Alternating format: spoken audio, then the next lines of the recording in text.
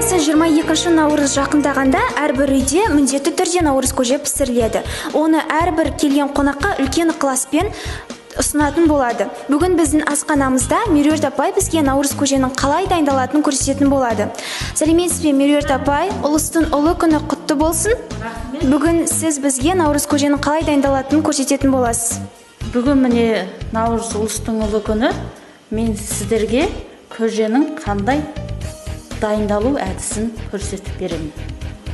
Наурыз көжені тойып ішу керек, және де сонда жыл бойы тоқшылық болады деп ырымдап жатады қазақ. Жалпы сіздің бүгінгі наурыз көжені дайындаудағы ерекшелігіңіз неде?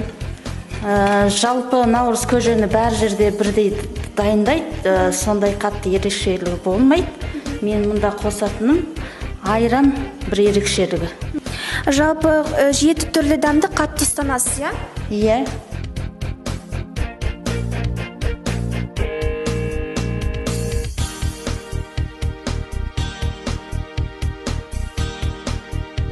Міне барлық қоспалар салынып, пісіп жатыр.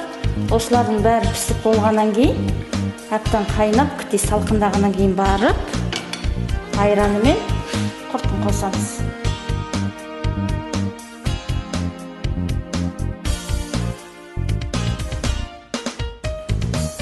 Өте дәмді, сізге көптен көп рахмет, Меруерт апай.